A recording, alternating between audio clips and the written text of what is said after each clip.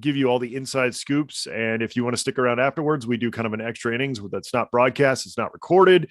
So you get to catch all the fun stuff that we do after the fact. sellerroundtable.com/live. Go there right now. It's just a quick little sign up. You don't pay anything, nothing like that. You jump into the Zoom meeting, you're with us. You can ask questions while we're doing the episode, all of that fun stuff. So go right now, sellerroundtable.com/live. We will be starting here shortly. Yes. Yay. And we're still live. And I still like saying yay. All right. All right. Let's get the recording going. Let's do it. So yeah, you already gave Taylor the rundown on kind of how we do that. So let's record on this computer. I will do it. I will push the button, Amy. I'm doing it right this second. Okay. I believe in you. You too, though. You too. Backups are always good. All right, here we go. Hey, what's up, everybody? This is Andy Arnott with Amy Weiss. And this is Seller Roundtable number 137. We are super privileged, excited, ready to go with Taylor Offer. Taylor, thank you so much for being with us today. Thank you for having me today. How are you doing, everyone? It is awesome to have you here. Taylor, you have been my retail mentor for years now, and we've done a lot of great things together. And I'm just honored to have you on the Seller Roundtable here with Andy and I. And, we're excited. You have an incredible story, but we always start off the show by asking you to give us a blood sample or whatever, you as much or as little as you want to tell us about you. Tell us about you, your background, where you're from, all that good stuff, as much or as little as you We like. require not only a blood test, but a negative COVID test as well. You have to have that to be on the Zoom don't call. Get Taylor started on COVID. We can talk about that later. No. I can go all day with that, Taylor. We have I put my tinfoil hat on. We can talk all day. Yeah, definitely for hours. That's the most spoken topic on earth right now, right? Anyways, let's forget about COVID for at least for an hour, if we can. We'll try our best to do so, but it's hard because it's like related to everything. But anyway, I'll start from the end, and I'll go back to the beginning because I'm just trying to do it more interesting in terms of how I present myself, and with the time being a guest in several podcasts. All of them were at the end of the day made by Amy because she was like, introducing and doing the whole stuff for me. So as much as she's calling me a retail mentor, which I don't allow her, but she still calls me like that because I don't like the term mentor. I see her as a general mentor for me for so many things. So thank you for that in that chance, Amy. So right now I'm working with a bunch of retailers in the USA, mainly for the physical stores. I do also other channels as well. And I'm selling like various different brands. The majority of them are actually Amazon brands or e-commerce brands. We will explain later how that happened. But going back to the beginning of, speaking about myself, who really I am, I have this very strong memory. I think it was, quite a lot, quite many years ago, when I was about 6 years old or 7, something like that. And my father was doing he was dealing with education in schools. He was running schools and stuff. And we've been living in a school that is like internal one where, the students are sleeping in the school. And we had volunteers coming from the USA. They were coming, to learn about the country and the culture and so forth. And all I knew that we have Americans in this, school, and the school was home for me because we were literally living inside school. Because again, it's like, a small village. So anyway, my father comes one day and says, it's almost summer vacation by now. And you have two options. Either you just spend your time doing nothing in the vacation and watching TV or, hanging out with your friends. Or if you want, you can work and earn money. And I was like, oh, I want to work. I want to make money. And I was like 6 years old. And then he goes, I thought about it. I think I'm going to open like a small kiosk, a small store, like grocery store or whatever you call it. And we're going to sell some, basic stuff to those American volunteers and to others as well. But mainly we're going to target them. What do you think about that? So I was like, yeah, Dad, I want that. I want that to happen. So in like no time, he opened it in like a few weeks. And then on the first day that it was open, I was literally sitting there 6 years old, knowing zero English, and I was supposed to sell a lot of chocolates and Coke and Sprite and stuff like that to Americans. Now, I don't speak the language. I don't know what's happening. Not to mention that I don't know numbers. I mean, they could fool me all around. But, you know, these were different days, not like unlike today. But anyway, that's where I started my business road as far as I see it, because I was like learning English and I was learning how to sell and how to communicate. Plus, and that's the biggest, I think, thing, like an asset that I took from there, is that I learned my English. Because if you roll forward in my life, and I was in school and I was doing quite good, but the only thing I wasn't doing pretty much is going to English, English lessons, because I thought like, okay, I know English, I don't need to learn that. And indeed, I mean, my English is, wow, not wow, but it's quite good enough, to manage in my life. And it's funny because I never learned English in school, only in that store. Anyway, we were running that store for years and years. Yeah, so moving forward, I did like the normal road that we're doing back here in Israel. I live in Israel. I stay in Tel Aviv. That's my hometown. I was traveling around, I think, 12 years, traveling plus living in different countries. I was living in China for 7 years, in Japan 3 years, in Spain and the States and so forth. And yeah, I mean, I was rolling somehow into retail, because when I got to China, and I was just coming, for a few days just to find a factory. That was 2003, I think. I was just searching for one factory for bags, and then I ended up staying there for 7 years, because I was like, I was looking at what I'm seeing, and I was like, oh my God, everything is here. Like this is the gold. It's here. And where were you in China at the time? Where did you live in China? I was living in Guangzhou. I don't want to say bad words about Guangzhou, but I do have a lot of bad words, because it's one of the roughest places to live in. It's really, really tough, especially back at those days. I mean, now it's a little bit more like Shanghai and Beijing, but back at those days, it was like, it's hard to imagine, because 1 million factories were existing only surrounding Guangzhou, not inside the city. And inside the city, you had a lot of, pirate factories, unregistered and stuff. So think about it, how much pollution and how much mess in the city. Anyway, I was somehow engaging with a friend, and he was working with big labels in the States. He was doing private label for Walmart, and he was doing for BCBG. He was also doing Darian Jeans, who was still belonged to Beyonce. So I was joining him, and I started, to learn how you do the retail stuff, because I knew about production, because I was doing production even before that. When I was living in Japan, I was producing in other countries, in Thailand and Korea and so forth. But then I had, my big lesson of how, all right, you can produce, you can do everything in terms of the production and supply chain, but what about the selling side? So that's where some people would say if you don't sell, you're nothing, right? Because you can make products all day long, but if you can't sell them, then you're still stuck, right? Exactly. I was coming actually from the sales part, because what I was focusing on Japan was actually the sales, not the production. The production was a side dish. It wasn't even an issue, especially when I worked with Korea. It was much easier than the Chinese one. It was more expensive, but much easier. Anyway, so I learned how to do the business with those retailers, and I learned a lot. And then rolling to 2000, I think 6, 7, more or less, I started my own private label at the same time. And I was doing electric items, and I was selling them at Canada and USA to Costco mainly. And then rolling again to 2010, I got back to Israel with my wife, which I got to meet in China. And she's literally living like 15 minutes from my house here in Israel, but we met in China. It's funny.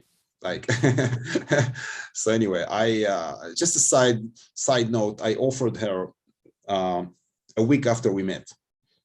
And to be honest with you, I had, at the same day we met, we sat down and we were talking for like 5 hours, I think. And at the end of that, I was like, looking at her and saying like, I have something to tell you, but I'm going to wait for a week until I say that. I don't know why I said that.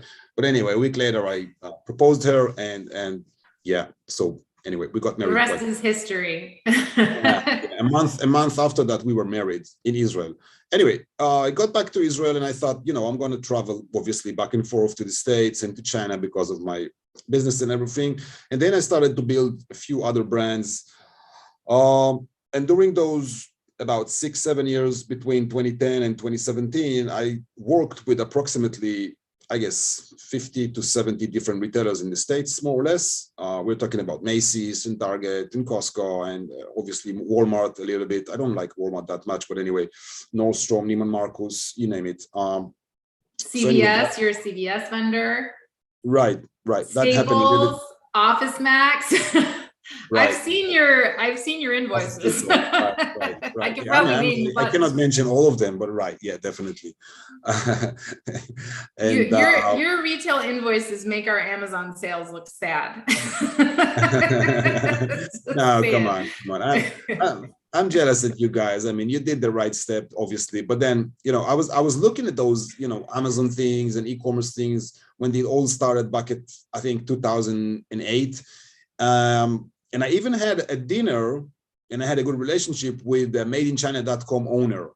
They were supposed to be the second Alibaba, but Alibaba went, becoming a super high-end, not high-end, but super successful company, while Made in China just went down and down. I don't know why. But anyway, Lawrence was one of the owners and I was in good relationship with him, but I couldn't get myself into the online thing because I was like all about retail, because that, you know how they say, when you do something and you want to do it good, you have to go deeper and deeper rather than just, spreading all around and, starting to do different things. And then there's no focus. Anyway, so 2017, my last brand that I did, which was wearable tech accessories, was not really relevant anymore because a lot of vendors came in and a lot of things happened. So I was like, all right, let's just close it step by step. Everything is good. We'll see what happens.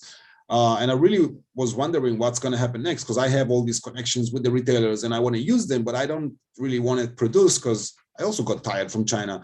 So luckily, a few Amazon sellers approached me, hearing about me from other friends, saying, hey, we have these beautiful products and we want to sell them in retail. And we know that retail is huge. So we don't know how to sell them and who to talk with and all this stuff.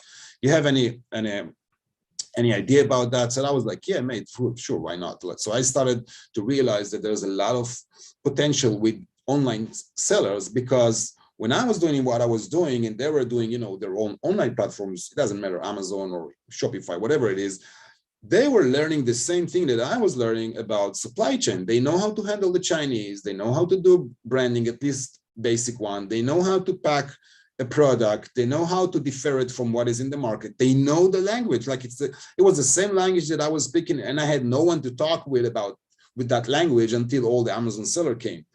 And in 2018, I was starting to expose myself to more sellers, and I was like, oh my God, wow, there are so many of them out there. I didn't have any idea about it. Millions of them. Yeah, I mean, I never thought about it. Like, what do I have to do with Amazon? And apparently a lot of brands, I just took them and started to see how I helped them to become a retail ready brand, because we'll talk about retail ready, but just in general and in short, if you want to sell your products, you have to be retail ready. If you're not retail ready, they're going to smell, oh, this is an online vendor. And they're afraid. When I say they, I mean the retailers, okay? Buyers, whatever title you choose, buyer assistant, it doesn't matter. There's general merchandise officers and many different titles. But anyway, what they try to smell in the very first place when you approach them is, what exactly is this company doing? Okay, they are showing us nice products. They look good. But then, do they understand what it takes to be in retail? And that's, something that I felt strongly. And it's funny because last week I got an email from Sam Club, and I presented them a line, and I was moving from buyer to buyer because I didn't have contact with the certain category. I needed a kitchen category. And when I ended up finding the right person, she was like, the first question, she was like, hi, can you tell me who are you working with only in the brick and mortar? And she was like bolding that. And then she was putting on this side note, not on Amazon. Like, I don't care what you do on Amazon. Show me what you do in the brick and mortar. And I was like, oh my God, this is what I'm talking about for years. This is exactly, and she nailed it in one sentence. She was a little bit rude, but I forgive her as long as she's giving me business. So I think that's what we have to focus on today is, you know, it's all culminated to this is, you know, you have this language that we online sellers, for the most part, don't speak unless you teach us, right? But the retail brick and mortar wholesale, sell your products wholesale language is different than the language we speak online, right? And the business model is slightly different as well, because the pricing is different, the logistics are different. But as you mentioned, the production's mostly the same. So I think that we should talk about what are those key differences. So in terms of, you know, if I'm selling online and I want to move my products to other channels, and my next question is, what are those other channels? But if I want to move off of Amazon besides Shopify, right? And we're talking about all the .coms, we're talking about subscription boxes, we're talking about brick and mortar channels, we're talking about all of retail that isn't Amazon, which is like 90%, right? Not Amazon and not .coms. So, you know, if I want to do that, what are the key things that people need to be focused on at a high level? All right. So thank you for the question. So the way I see it, and again, I'm not taking myself as a mentor or anything like that. And by the way, I'm trying not to do coaching or to teach anyone, because I find that as a service, it's much easier for both sides. So 6 points is what I see as something that you need to consider and to look at when you go to retail. It doesn't really matter if you go with me or with someone else or by your own, it doesn't really matter. And I encourage people to do so. And those 6 points are points that you know, it's the way I see it from my experience, but most points, not most, but all of them are being spoken all the time in the retail space. So the first topic you will have to look at is branding. And I divide branding to mainly 2 things. Number 1 is your website, and number 2 is your catalog. Now, the majority of us do not have any catalog. So then you say, okay, catalog, no big deal. I'll create a catalog. But then there are, you know, certain principles that you want to have in that catalog. Now, it's very hard to find. I didn't manage to find until now an example of how a retail catalog looks like. And I was looking like insane for that online, because I thought, let me try to refer to this as if I was an online seller and I don't know what is retail. I wanted to see how it looks from the other side. So I was looking for the basics, right? For a retail catalog, show me an example. Let me find an example how that catalog looks like, and I'll do something creative, but I'll at least know what I should head towards, right? And I couldn't find. I was doing a lot of different tests. I was trying to trigger and find, like, you know, private label, good companies, very small one, micro brands, not huge, so that I could maybe, you know, trace their catalog somehow. Nada, nothing. It's all happening, you know, under the ground. That's how it is. It's insane. Anyway, it's not a Bible. It's not, you know, something huge, but there are principles you need to know, both about the website and the catalog. We'll get to that later if you want. But then moving forward to the other 4 points, then you have the brief. And the brief is a term that I'm using for years to describe how do I describe my brand. Now, I don't want to come up and say, for instance, if Amy is my buyer and she's working at, let's say, Williams-Sonoma, I don't want to write her an email, hey, Amy, how are you doing? Can you check what do you think about those products that I have here? Do you like them? You want samples? No, it doesn't work like that. You have to talk at some kind of, you know, you have to give some kind of presentation.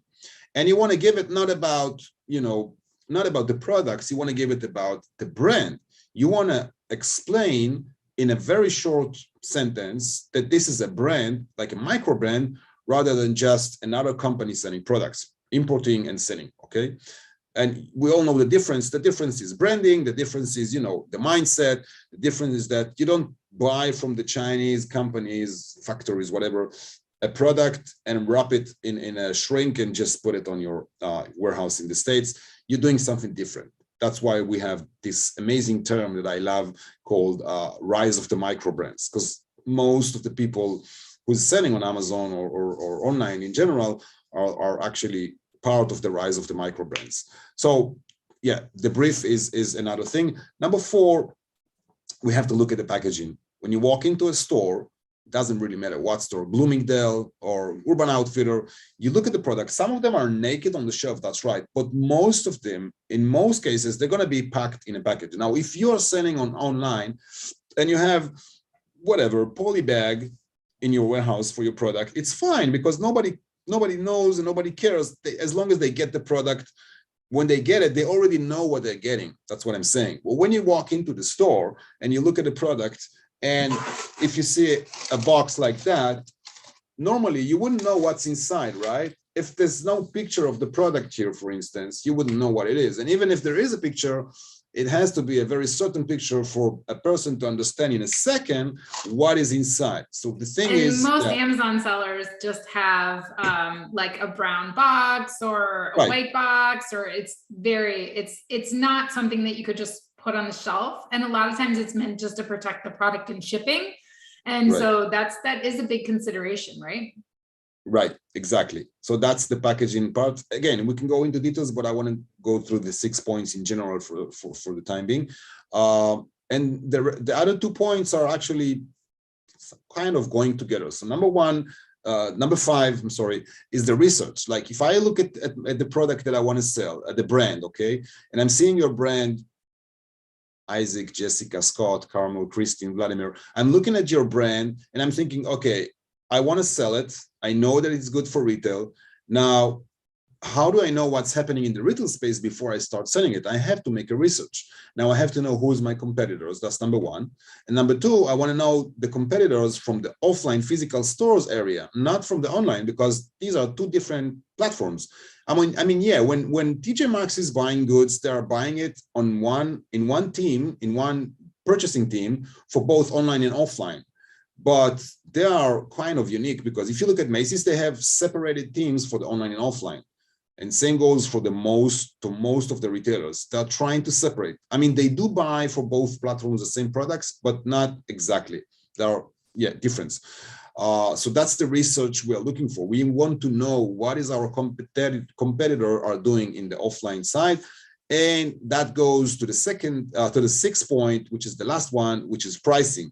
We want to know how to price our goods. Now, Amy knows pretty well about pricing, like normally MSRP, which is the retail price, the price you have on Amazon, is something around double than the wholesale price. Meaning if you're selling a product for $50 MSRP, $50 to the consumer on your Amazon listing, then we start to calculate from $25 as a wholesale price. Okay, we start to calculate that. It depends on what retailer we're talking with. So for instance, just for the example, TJ Maxx are paying 25 off MSRP up to 30%. Okay, 30% out of $50, you're gonna get it in somewhere into around $14-15. Now, if your cost landed in USA, for instance, is $18, then you have no chance to work with TJ, right? You're not gonna lose money. Anyway, if you look at Macy's, they're working 50%, so you're gonna get 25% for a $25 for a $50 product. And if you're looking at Neiman Marcus, for instance, they work somewhere between 35, the lowest, up to 60% IMU, which is initial markup. That's how they mark up the product. So at the end of the day, you're going to sell it for around 40 to 50%, more or less, of your MSRP. Again, it's differing. It's different from retailer to retailer. Bed Bath & Beyond are doing it simple. They just work half MSRP. But what I'm trying to say is that when you come to the table to them, you want to know the price up front. You don't want to give them price that would be far from what you can get or far from what they would pay, right? You want to be somewhere almost into the target, as high as you can. So anyway, that goes with the research, because if I know how the pricing goes and should look like, I have to look at the research as well, because if I find in the research that someone is selling much lower than me, and I know more or less what's his wholesale price, and I'm trying to offer it for like 20% more, then what am I doing here? If I have something special, that's different. If I have a patent product or something super well designed, okay, it's different. But if I have more or less the same thing, I have to think, strategic wise, I have to think about the right pricing and not to lose the buyer or the other side. So those are the 6 points. My answer was quite I love it. That's great 6 points to consider. So we got to have the right website. We got to have the right catalog. We need to have a brief or an understanding of how we present ourselves to buyers. We got to have packaging that is retail ready, and we need to do the research of how our competitors' products look in that store, because we're not going to pitch a buyer without understanding how we can fit in their store. And we got to understand the pricing, because we're going to need to give them a quote, and we don't want to be losing money. So we got to look at it so that we can price it to where we're making money, but we're also offering something competitive for them. If we're selling Bluetooth speakers and there's already a Bluetooth speaker on the market that's taking up most of their shelf space, and we're not doing anything special, we're stuck, right? So that's really, we gotta have somewhere where we can edge ourselves in, and that's why after all that, we got to do the research and the right pricing. So love that. What about retail channels? Let's talk about, I think so many people just assume, you mentioned you've worked with CVS, Costco, Neiman Marcus, Macy's, all the brick and mortar channels. But what I've learned from you is that there are so many cool channels you can sell in, like Ipsy, for example, a subscription box that you introduced me to that has like 3 million subscribers, and their minimum order quantity is like 50,000 units.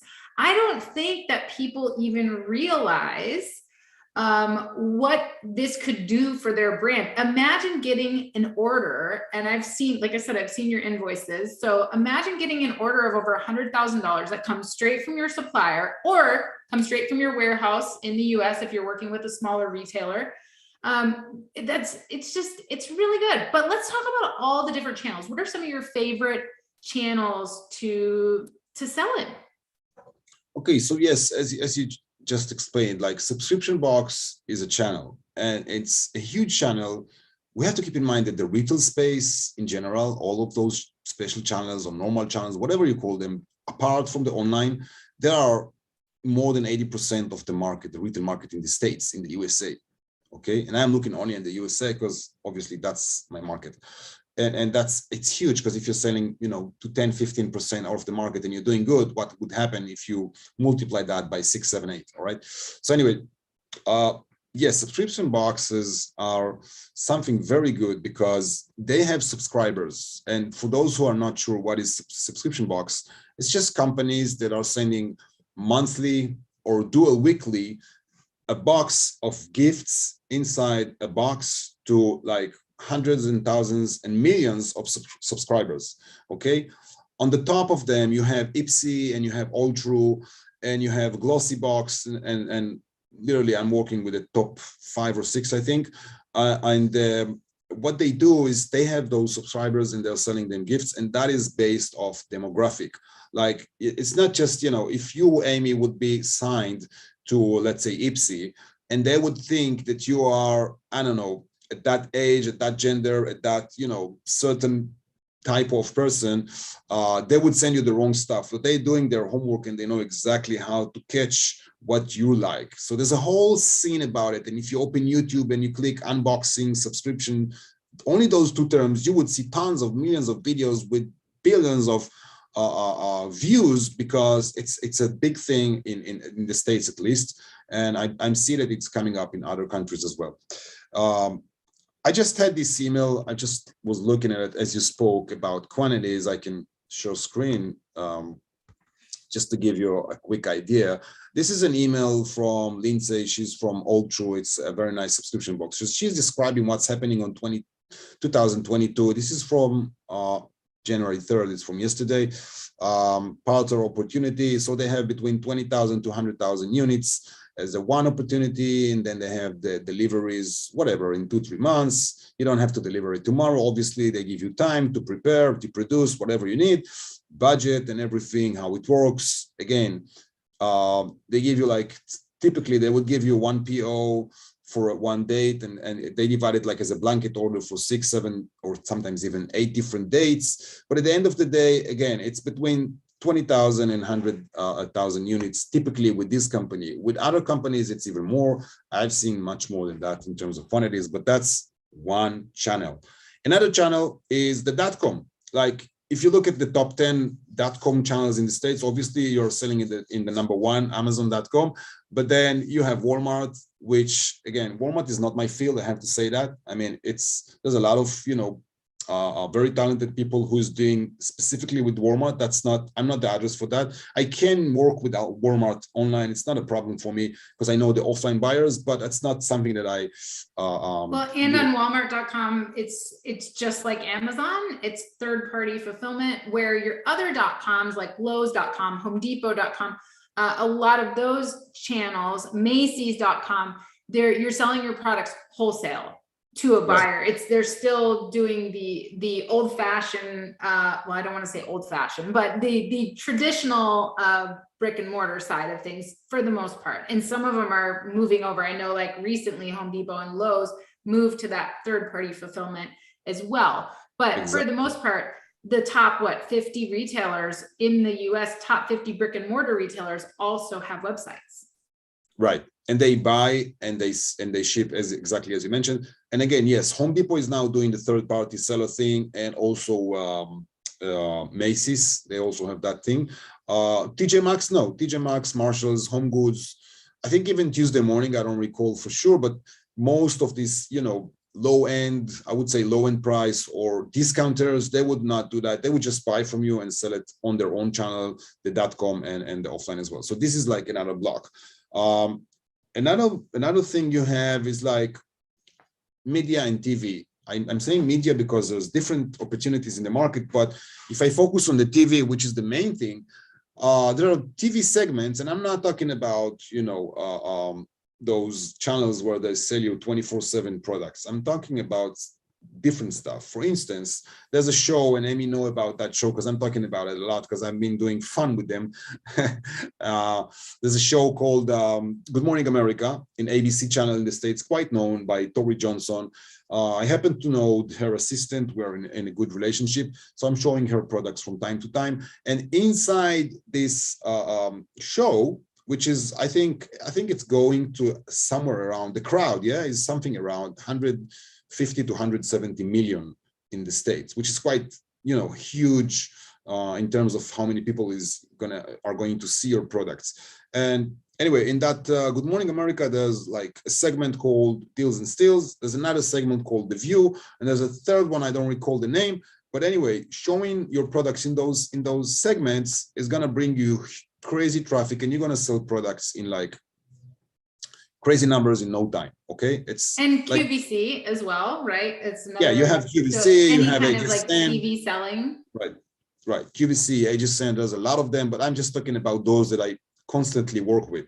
Okay, I used to work with QVC. I lost contact from some reason with them, but then with the Good Morning America, it's still going on. It's going good. So this is another channel. Obviously, there's also the traditional channel, which we spoke about quite a lot, again, Amy and me, which is the moms and pop stores. When you say moms and pop stores, some people call it specialty stores in the States. You're referring to a standalone store, like a family store, that's why they call it moms and pops. Like mommy and daddy has a store, they go in the morning, they open the store, they sell toys, they sell gifts, they sell whatever. It's a cute store. It's not a chain store. You're not talking, to something huge.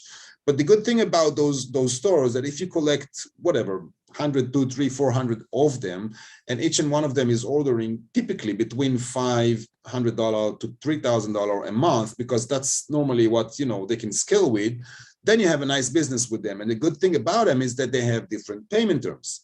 Payment terms, I guess, is another question Amy is going to ask me at some point. So anyway, they're paying cash before delivery. Okay, cash before delivery means you can charge their credit card or bank wire, whatever it is, but they pay before they get the goods, and that's normal in terms of moms and pop stores. Unlike the retailers, and they also pay for shipping, which is nice. So like they're paying you for your product wholesale price, plus they're paying you for shipping, and they're paying you up front. So all you're doing is delivering a pallet of goods to them, or a couple of cases of products to them. And it's wonderful to work with them because it's a very easy deal. You can get on the phone, you can call them up.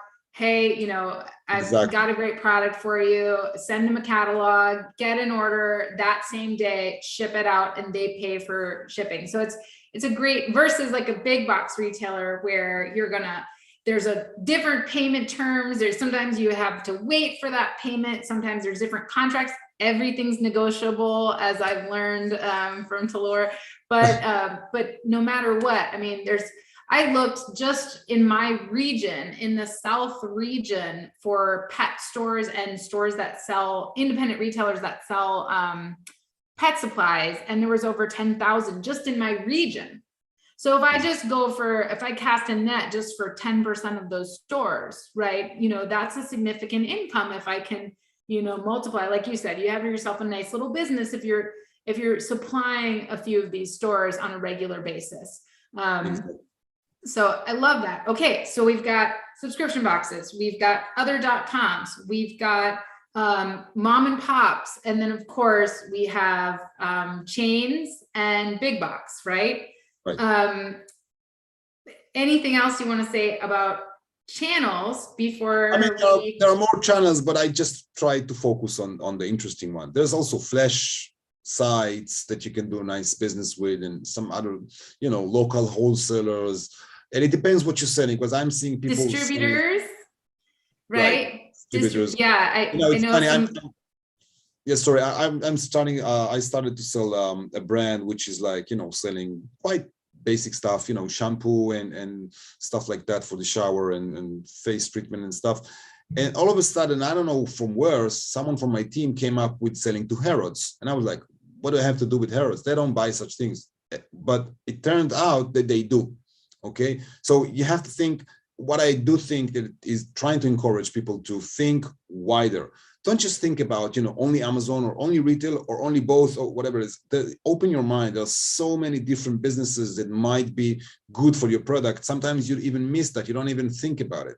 And I'm struggling with the same thing. I'm like standing with my brands out there and thinking like, where else could I sell? What did I not think about until now? And I always find that there are more opportunities in channels, selling schools, selling kindergartens, selling there's so many options with different products out there in the market. So just open your mind.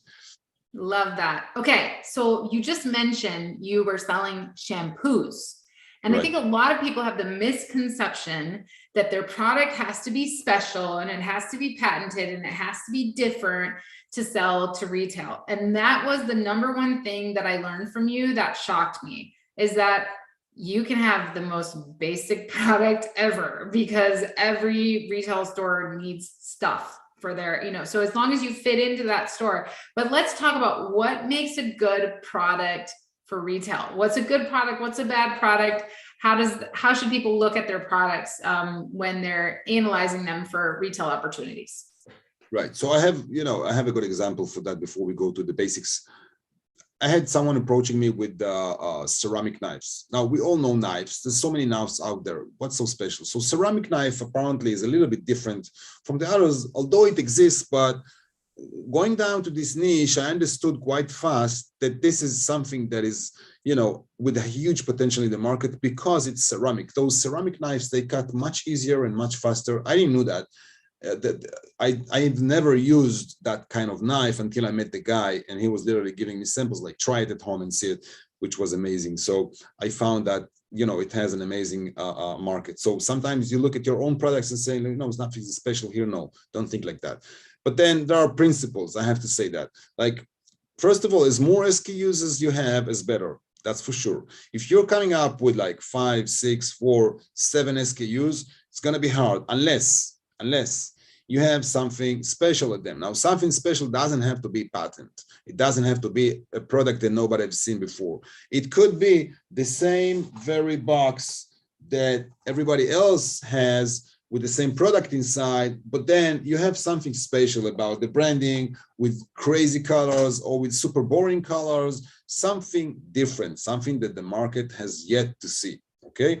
And if it's something that the market have seen before and have seen a lot, grinded products, I would call that, then you have to come up with a lot of SKUs. Okay. Because a lot of SKUs, why am I saying a lot of SKUs? Because if you look at the buyer side, at the end of the day, it has limited sources to handle suppliers. He cannot handle like 100 suppliers. He could handle 50 or 40 or 30, depends, you know.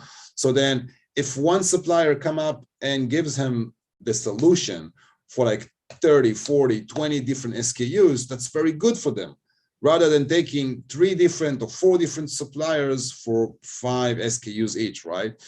But at the same time, if that vendor is coming and saying, you know what, I only have 5 SKUs, but look how beautiful they are, then you have something in hands. All right. Now, yeah, the looking good is like, you know, it differs from a brand to brand, but basically those are the terms. Obviously, those are the principles.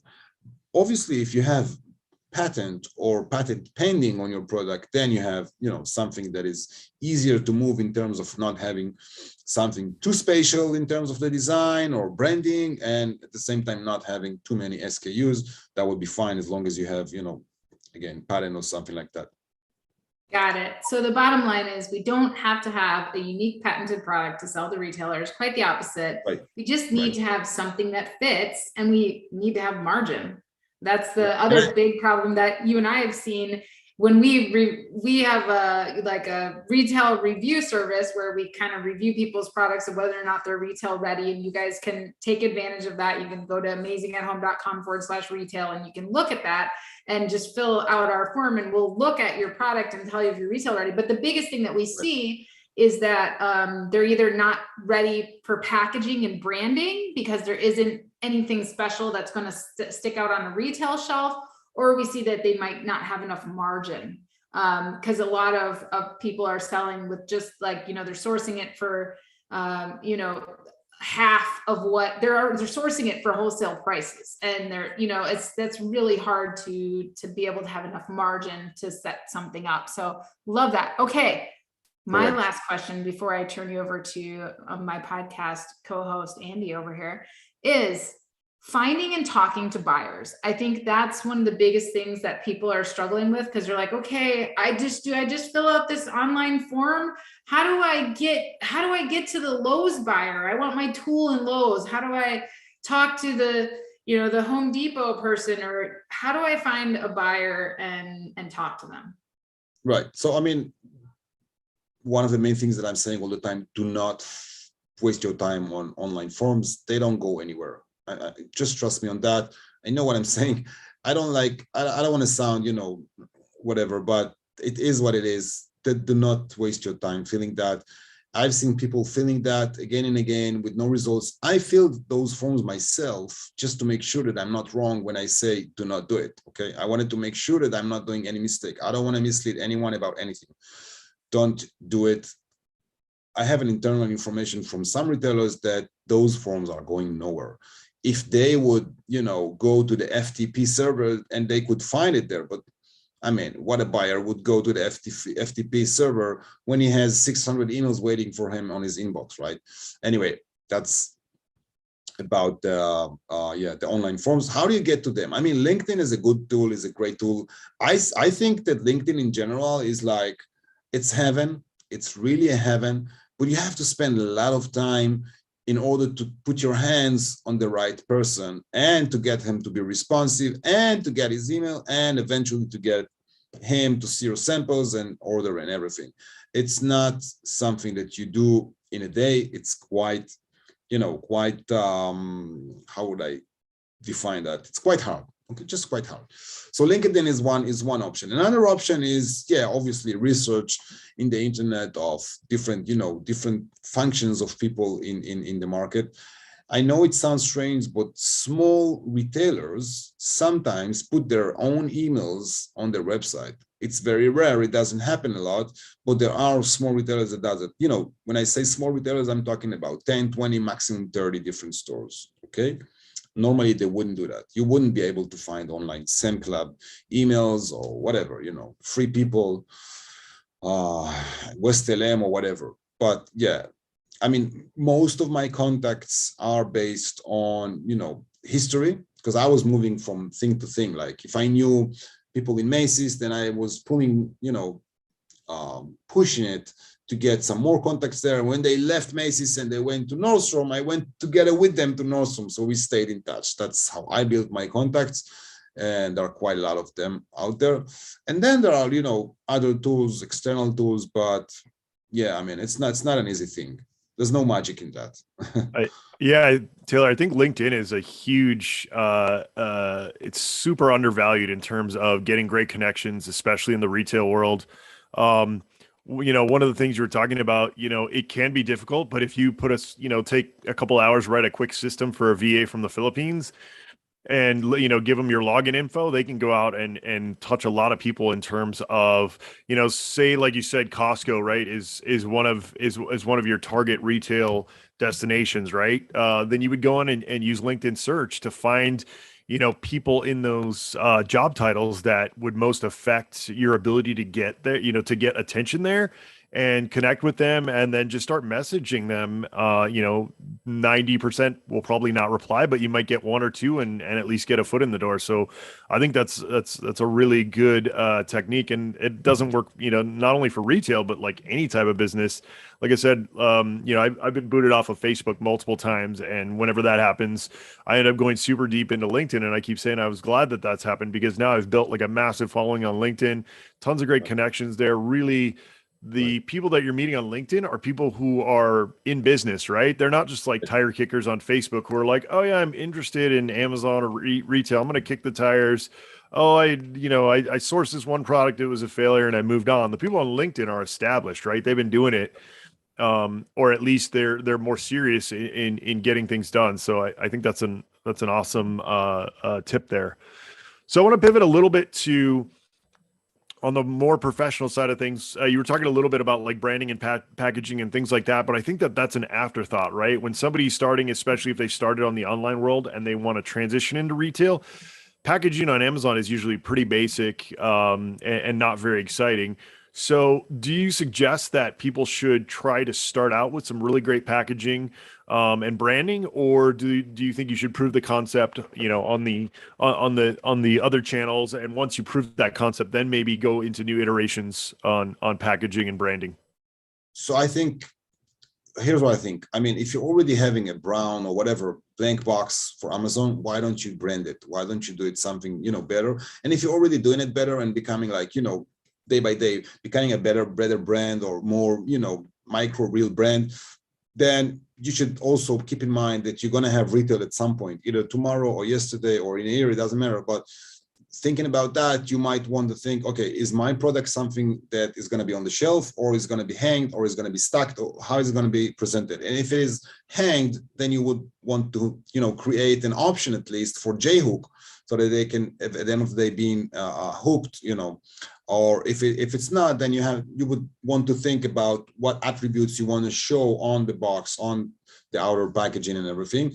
And that's something that is easy to do. So on your next batch on Amazon, coming to Amazon, you might want to say, okay, I'll take whatever 20, 30 pieces, and I'm going to put them in my warehouse, and they're going to be packed with the new packaging, all right? And I'm going to have them as samples, up and ready for whatever happens for retail space. Okay, that's on that side. As for branding, I mean, I think the most basic thing and the most, beginner point is to look at colors. Now, colors is something that you can, there's a color per persona or persona per color. You can find it very easily in the internet in terms of, if you look at, for instance, if I'm selling like baby products, what are the colors that baby loves, right? And it's not necessarily those green, yellow, and red that everybody sees on toys. There are more colors and better colors. So if you search a little bit in Google, you can find those colors, and they say, okay, here is where I start to build my story. I'm going to play with those colors, and I'm going to look what is going to be the trends this year and next year. And the trends are all over Google, all over the place. Trends, you can, some people are predicting for 2024. Okay, so you're going to know what's coming up next, and you're going to say, okay, I'm building my brand on that direction. My logo is going to be related to that. My packaging is going to be related to that. And obviously the website is going to be related to that. So, you know what, I'm trying to give you a quick view talking about a catalog. So this is like a typical retail catalog, not really exciting. And those products are super basic. I actually I wasn't sure I'm going to work with them because it's too basic, but we ended up doing great sales. I don't really know how it happened. But anyway, you know, the lifestyle images here are very basic. As you can see, it's a little bit, it's even like trying to be boring. Okay, they're trying to be boring, but in between, you could understand, and I built that catalog with them, mostly on my side, but you can see that all the information that needs to be here is here. Immediately they realize that there is colorful options on the side here, and they see all the, you know, attributes that they need to see and everything, in pricing and wholesale pricing and so forth. And if I look, but this is something casual, okay, because these products are casual. And if I look at the last catalog I did on my own private label, this was my own brand, you can see here that it's different in terms of, you know, it's trying to get you attracted all the time. It's trying to surprise you all the time. It's trying to be unique all the time. The colors are, the background is changing. Everything is changing all the time. There's, you know, those infographic or whatever you call it, images in between. And, you know, the whole focus here is showing like, I'm sorry, what did I do? I clicked something wrong here, I think. I clicked something I shouldn't. Hold on. The screen sharing is paused. Oh, okay. We're good? It's recording? Yeah. Yep. Sorry about that. So anyway, the thing with that I was trying to say is that you have to match your catalog and your branding and your website to your products, to what you sell. It could be boring. It could be exciting. It could be crazy. You know, dogs, cats, stuff like that. It has to be something fun. It has to be something light, because that's what dogs are about. That's what cats are about. That's what, you know, animals in general are about, giving us good feelings. So that's what, you know, light feeling. So anyway, I think you got the point.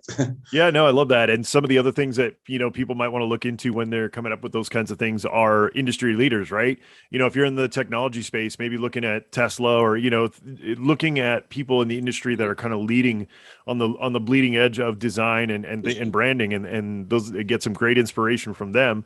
The other thing that's I've looked into before that I find is super interesting is coloring in terms of driving emotion, right? So I guess red is a very strong color when it comes to food products, right? So like Coke is red, you know, a lot of red in like McDonald's. Santa Claus is red. You know why Santa Claus is red? No, I don't. You ever heard the story? Oh, because we'll buy more? The first time they did the image with him and everything, it was with Coca-Cola. And since then it stayed like white and red. I just heard it this week. Never knew that. You know what? I might have heard that. Yeah, that's interesting. But yeah, so I mean, I just searched food retail marketing color red, and I got a bunch of articles. So just do some Googling. There's some really interesting stuff in terms of psychology when it comes to coloring, and things like that. And then, you know, also, like I said, check out industry leaders to get some really cool ideas in terms of forward thinking colors and designs, you know, for, like you said, baby or whatever kind of niche that you're in. Right. I'd like to go back to, you know, a lot of the people listening probably are not doing retail right now, and, you know, don't even know where to start. So what are some, you know, major perceived hurdles, you know, when people are just starting the journey about thinking that they want to start getting into retail? So again, it's built on the 6 points that I mentioned, but you have to, I'll answer in 2 points. You have to consider yourself as a micro brand, even if you have the most basic items on earth, like whatever, you know, stupid cable to charge your phone or whatever it is. You want to look at it as a brand. You don't want to look at it as a product. And when you look at it as a brand, it's your own baby. You want to develop that. You say, okay, I have this cable. What else can I do? Oh, can I do a denim color cable? Can I do whatever, pink and red cable, you know, with lines going across it, or something special? Can I just do a special packaging? Can I do something different? This is branding. Now, that's number one. Number two, I want to share with you guys that, I mean, the majority of my business, and I'm a little bit glitching from the topic, but the majority of my activity right now, and that's where my business focus is on sales, selling the brands, like getting orders. That's where I do my money. But then from the other hand, I always want to see more brands in my field, and I want to sell more brands because it's never enough. So what I do is I look at different brands from Amazon, and I'm like, you know, some of them are not retail ready. And I was thinking for a long time about it until I established a service. And the service I do is like taking them, putting them into a tube where they are getting on one side as an online, you know, online oriented brand, and pulling them to the other side of the tunnel with my sources as an offline and online brand, meaning I'm doing as a service the retail ready thing. And why am I doing it? So I'll be able to sell more brands. Because if I don't do that, I will just sit there and wait for people to do that themselves. Some of them would do, but some of them would not. So I'm just saying that. But you have to think, again, as a brand on your products. And I wouldn't be bothered about finding contacts, because, you know, as long as you are heading your brand into a certain direction, you know how it is. I mean, it's a little bit strange to say it, but the universe is there and is listening to you and saying, okay, that's where you want to go. I'll give you the solution, you know, to open the door. Don't worry about the door. Just keep going to that direction. The doors will get open. That's it. That's how it happened to me. Because I was like, you know, I didn't know those whole 60 retailers when I started this whole thing. They just, you know, one thing led to the other. So yeah, absolutely. I love that. My wife and I are just finishing up Miracle Morning, and you know, and you know, things like The Secret and all that kind of stuff. All that stuff seems really hokey and kind of weird, but a lot of it really works. So, you know, as long as it works, then why not, you know? Right. Yeah, definitely. So the other thing I'm interested in is in terms of, you know, especially with the thing we weren't going to mention on this podcast, you know, people are all freaked out about it again. How is that affecting, you know, supply chain? And not only that, but, you know, the relationship between you and the retailer. So, you know, the retailer calls you to say, hey, we want 10,000 units of, you know, widget X.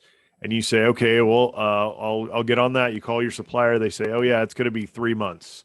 How are you kind of, are you trying to find new manufacturers? Are you trying to go to diversify your supply chain, you know, what countries you're sourcing for? Kind of how are you navigating that right now?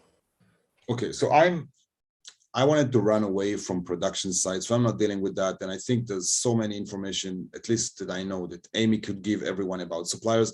In general, it's always good to have more than one supplier. And when you get an order from retailer, that's not the point on the line where you want to start and go ahead and search for supplier, because it's gonna get screwed. That's for sure. You want to be up and ready when you get yourself to the retailers. Here's the thing: if you get your foot into retailer stores, and if you do something wrong, you're going to be kicked out at least for 2 years. And you don't want that to happen. You want everything to go smooth. So that's why you have to have a very good, you know, supply chain up and ready. So I don't want to talk that much about the supply chain, because again, there's so much information out there, especially on Amazing at Home, that I know that is there. But yeah, you want to have everything up and ready. When you get in terms talking about, you know, the correspondence with the buyers, most of the correspondence, I would say 95% is by emails. Another, I mean, it depends on the retailer, but some of them are using EDI, which is, you know, an online system that is transmitting orders and packing lists and all this, you know, paperwork between both sides, because they don't want to count on emails if anything goes wrong. And EDI is something that also can connect from you to them and from them to their warehouse directly through PL and everything. So that's the majority of the correspondence. The important thing is in the beginning, until the point where you get the purchase order, is to communicate properly. And when I work with my vendors, I'm doing it like, you know, hand in hand with them in a manner that sometimes they send an email, but normally they would show me the email before that if they're not really sure how to respond or if the response is good. But at the end of the day, you know, it's people behind those computers, and it's not, you know, it's not robots. And even if you do some minor mistakes or using, you know, some ridiculous language, which are things that is happening to me with vendors, it's still okay. You can always, you know, move forward, although that. So yeah, but emails Awesome. is the majority. Yeah. Cool. So what we always like to wrap up with are some personal development, you know, things that you're doing right now in terms of personal development for you, you know, any books, podcasts, anything that you know, some kind of special meditation, kind of just enter, you know, general life boosting that you're doing right now, anything like that? On my side, well, the only thing I'm doing, I wouldn't call it spiritual besides praying, because I'm Jew and I'm praying every morning. I mean, look, my morning looks very, very, I don't know, strange to other people, at least. I start my morning, well, 5 a.m. My guy is waking me up like, Daddy, I want to drink something. But anyway, 8 o'clock, I'm in the gym. I'm doing CrossFit the same way that Amy does. She's doing it at 6 o'clock, I think. I'm doing it at 8 a.m. I'm lazy. And when I'm done, an hour later, I'm in the synagogue for an hour. So I'm like getting, I'm getting like balance right out in the morning, like having family, first of all, then I having, everything I need for my body, getting in shape and, struggling with barbell and stuff like that. And then the third thing, I'm getting the soul side from the synagogue. I'm sitting there 1 hour praying, everything is cool. And then boom, I'm on my computer at 10:20. And yeah, that goes until, well, now it's 12 at night. So, and it's normal. It's right. totally right. Yeah, I know. I don't know many entrepreneurs that aren't working, late into the night. I know my wife and I are always, we try to at least get out of the office at home and sit up on the couch, but both of us are on our laptops making calls, doing emails, all that kind of stuff. So totally get that. All right. Well, Taylor, we've come to the end here.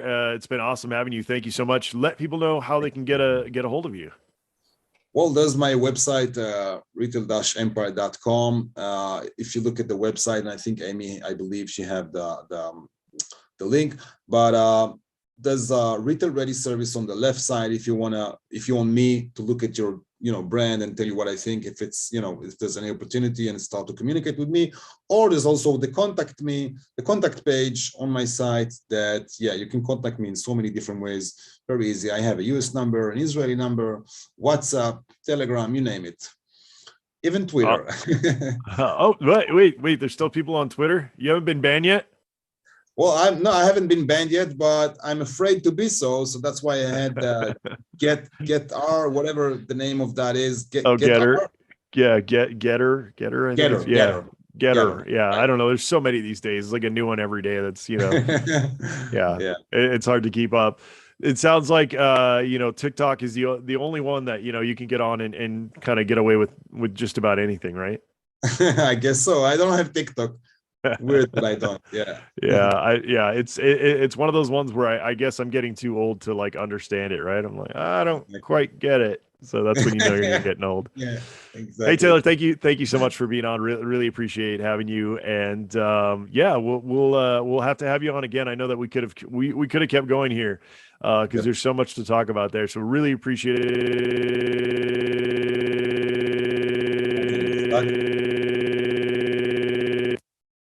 Yeah, something got stuck in his microphone. You're muted, Amy. Oh no, we lost Andy. I don't know what happened. That was okay. Well, good thing that I am recording this session. And thank you everyone for being here on the Seller Roundtable. We're gonna hit stop on the recording and the live stream. And thank you guys so much for reviewing, rating, and subscribing. We love you guys. Thank you for your votes in the seller poll. We appreciate you so much. And we'll see you guys next week on the Seller Roundtable. Bye, everyone. Bye, everyone. Thank you. I actually can't stop the live stream.